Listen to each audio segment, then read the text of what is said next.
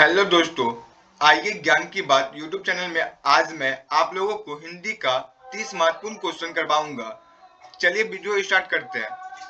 अगर आप हमारे चैनल में नए हैं तो हमारे चैनल को सब्सक्राइब करें और अपने दोस्तों में शेयर करें। पहला क्वेश्चन आपका, बालकृष्ण भट्ट की रचना बातचीत क्या है? बालकृष्ण भट्ट की रचना बातचीत क्या है? आपका आंसर होगा ललित निबंध। दूसरा क्वेश्चन है, बालकृष्ण भट्ट किस युग के निबंधकार थे? बालकृष्ण भट्ट किस युग के निबंधकार थे? आपका आंसर होगा भारत तेंदु युग के।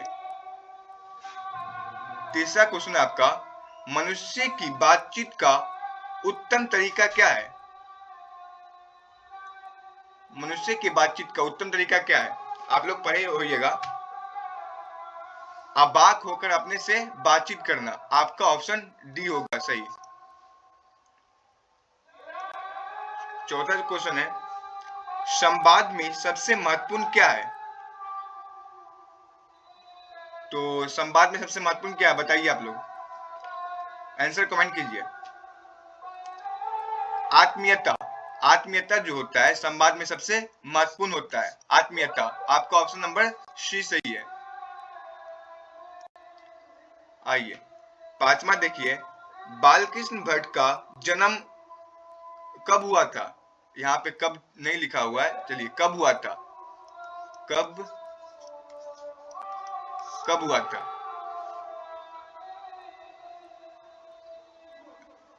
कब हुआ था बताइए। 23 जून 1844 को हुआ था। बालकृष्ण का जन्म 23 जून 1844 को। आपका ऑप्शन बी हो जाएगा सही। ए भी है बी भी, दोनों में ऑप्शन सही, ऑप्शन ही सेम ही है। आपका ऑप्शन ए और बी दोनों ही हो जाएगा। आइए, संयोगिता स्वयंवर रचना है, किसकी रचना है संयोगिता स्वयंवर? श्रीनिवास दास की रचना है संयोगिता स्वयंवर, श्रीनिवास दास। आपका ऑप्शन सी सही हो जाएगा। कौन सी रचना बालकृष्ण भट्ट की नहीं है? इसमें से जो है कौन सी, आपके जो ऑप्शन दिया हुआ है आपका, इसमें से बालकृष्ण भट्ट की कौन सी रचना नहीं है?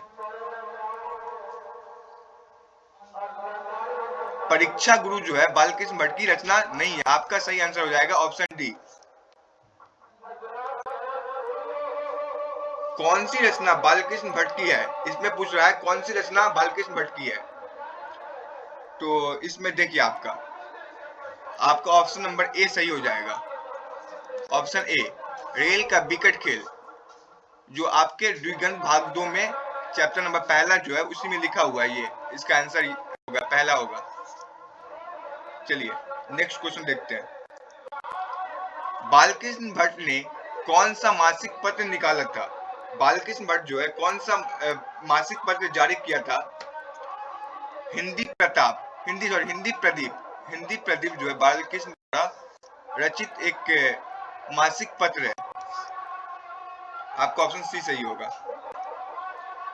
बातचीत किस विधा की रचना है? बातचीत जो है किस विधा की रचना है? तो आपका ऑप्शन डी सही होगा। बातचीत एक निबंध है, निबंध। आपका ऑप्शन नंबर डी सही होगा। क्वेश्चन नंबर 11 करते हैं। रॉबिन्सन क्रूसो ने 16 वर्ष के उपरांत किसके मुख से एक बात सुनी?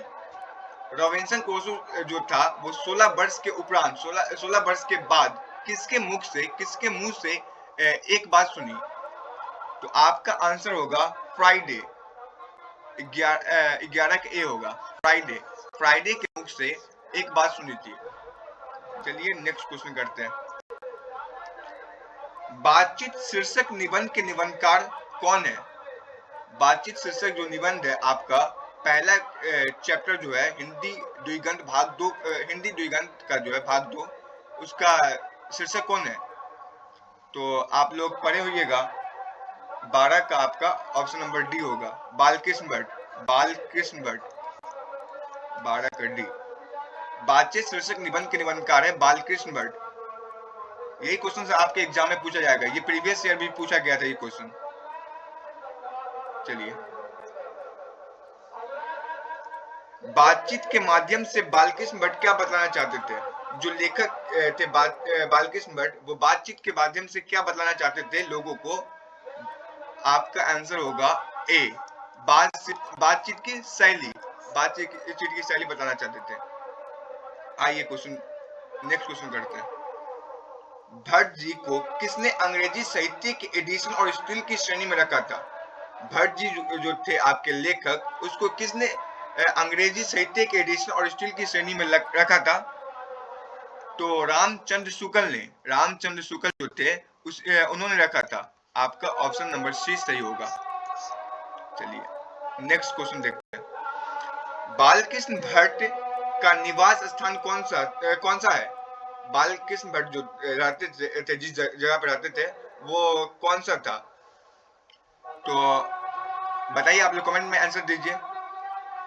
आपका आंसर होगा बी, इलाहाबाद उत्तर प्रदेश में। समझे, इलाहाबाद उत्तर प्रदेश में। आपका आंसर बी।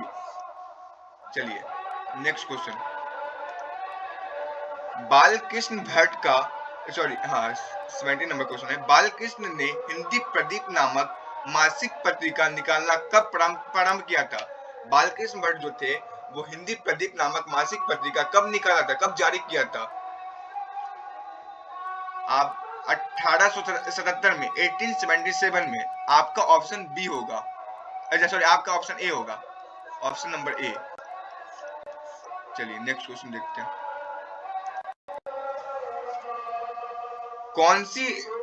कौन सी रचना बालकृष्ण भट्ट द्वारा रचित नहीं है? इसमें से जो है आपका जो ऑप्शन दिया हुआ, इसमें से कौन सी रचना है जो बालकृष्ण द्वारा रचित नहीं है? तो देखिए कौन सी रचना है। मेघदूतम जो है बालकृष्ण द्वारा रचित रचना नहीं है। आपका ऑप्शन सी सही होगा। नेक्स्ट क्वेश्चन देखते हैं। कौन सा उपन्यास बालकृष्ण भट्ट द्वारा रचित है? यहाँ पे उपन्यास होगा, यहाँ पे थोड़ा मिसप्रिंट हो गया, उपन्यास। चलिए, कौन सा उपन्यास बालकृष्ण भट्ट द्वारा रचित है? देखिए आप इसमें,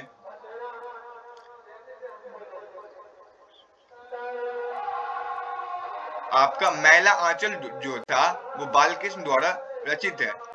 ऑप्शन नंबर ए। आप लोग कमेंट कीजिए आंसर क्या है। चलिए, आपके पॉइंट ऑफ व्यू, आपके जो एग्जाम के पॉइंट ऑफ व्यू से ये क्वेश्चन हम लोग लिए, सेट किए, यही क्वेश्चन आएगा। देखिए आप लोग। चलिए, नाटक के प्रारंभ में होने वाला मंगल पाठ को क्या कहा जाता है? नाटक के जो शुरुआत में जो होता है, जो मंगल पाठ होता है, उसे क्या कहा जाता है? तो उसे कहा जाता है नांदी पाठ। नांदी पाठ, अगर नांदी पाठ, आपका ऑप्शन नंबर बी होगा। जिसने पढ़ा होगा वो आसानी से जवाब दे सकते हैं। आपके एग्जाम का जो डेट शीट है वो भी आ चुका है। आपका जो कॉमर्स वाले का है उसका 3 से है, और साइंस वाले का 1 से स्टार्ट है एग्जाम। चलिए क्वेश्चन देखते हैं। रॉबिन्सन क्रूसो को कब तक मनुष्य का मुख देखने को नहीं मिला? रॉबिन्सन क्रूसो जो था, जो आपके चैप्टर नंबर पहला का जो है बालकृष्ण भट्ट द्वारा जो रचित पाठ है, उसमें रॉबिन्सन क्रूसो एक नायक है। रॉबिन्सन क्रूसो को कब तक मनुष्य का मुख देखने को नहीं मिला था? तो 16 वर्ष तक रॉबिन्सन क्रूसो था, उसको 16 वर्ष तक मनुष्य का, किसी भी आदमी का मुख देखने को नहीं मिला था। आपका ऑप्शन नंबर सी सही होगा। क्वेश्चन नंबर आइए क्वेश्चन नंबर 22 करते हैं। बोलने से ही मनुष्य के रूप का साक्षात्कार होता है, यह किसने कहा था? बोलने से जो मनुष्य के रूप का साक्षात्कार होता है, ये किसने कहा था? बेन जॉनसन जो थे, उन्होंने कहा था। ये उनकी मत है, बेन जॉनसन के द्वारा ये जो कहा गया था। आपका ऑप्शन नंबर बी सही होगा। आइए नेक्स्ट क्वेश्चन देखते हैं। असल बातचीत सिर्फ 2 व्यक्तियों में ही हो सकती है, यह किसका मत है? जाहिर सी बात है, असल बातचीत जो होती है वो सिर्फ 2 ही व्यक्ति में हो सकती है। अगर 2 से 3 होती है तो बात करने में नहीं जम पाता है, इसलिए बात को लोग चेंज कर देते, बदल देते हैं। असल बातचीत सिर्फ 2 व्यक्तियों में ही हो सकती है, यह किसकी मत है? तो ये है आपके बेन जॉनसन की मत है। बेन जॉनसन जी ने कहा था कि असल बातचीत जो होती है वो दो ही लोगों के बीच होती है। चलिए, आपका ऑप्शन नंबर बी सही है। नेक्स्ट क्वेश्चन देखिए। एडिशन के अनुसार असल बातचीत कितने लोगों के बीच हो सकती है? आप नेक्स्ट पिछले क्वेश्चन में देखा ये दो व्यक्तियों के। आपका ऑप्शन नंबर ए सही है। ऑप्शन नंबर ए दो दो। चलिए नेक्स्ट क्वेश्चन देखते हैं। सॉरी, एक मिनट रुकिए, 1 मिनट। 25 नंबर क्वेश्चन देखते हैं।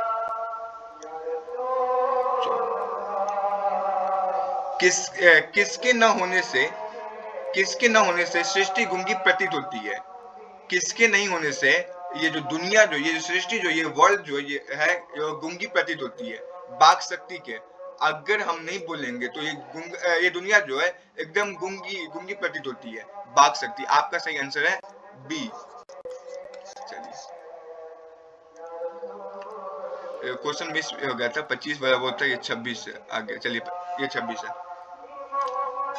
बातचीत से मन किस प्रकार का हो जाता है? बातचीत जो है उससे मन किस प्रकार का हो जाता है? बताइए, क्या हो जाता है? क्रोधपूर्ण हो जाता है, भारी और बोझिल हो जाता है, हल्का और स्वच्छ होता है, इनमें से कोई नहीं। आप लोग पढ़े होंगे। बातचीत से मन किस प्रकार का हो जाता है? हल्का और स्वच्छ हो जाता है, हल्का भी हो जाता है और एकदम साफ हो जाता है। आपका ऑप्शन नंबर सी सी। धन्यवाद दोस्तों, और वीडियो को देखिए। ये आर्ट ऑफ कन्वर्सेशन कहाँ के लोगों में सर्वाधिक प्रचलित है? जो आर्ट ऑफ कन्वर्सेशन जो है वो कहाँ के लोगों में सर्वाधिक प्रचलित है? तो यूरोप के जो लोग थे उसके अंदर ये जो है खूबियां पाई जाती है, यूरोप के लोगों के अंदर। यूरोप। आपका ऑप्शन नंबर सी सही है, यूरोप। चलिए, क्वेश्चन नंबर 28 देखते हैं। बालकृष्ण किस काल के रचनाकार है? बालकृष्ण भट्ट जो थे वो किस काल के रचनाकार है? तो आधुनिक काल। बालकृष्ण भट्ट जो है आधुनिक काल के भारत तेंदु युग के रचनाकार है। आधुनिक काल। आपका ऑप्शन नंबर डी सही है। उम्मीद करता हूँ दोस्तों आप लोगों को वीडियो अच्छी लगी होगी और यही आपके एग्जाम में आएगा। आप लोग वीडियो को देखें और अपने अपने दोस्तों में शेयर करें। जो 12 के एस्पिरेंट है उन सभी लोगों को भेजें। चलिए दोस्तों, thank you, thanks for watching.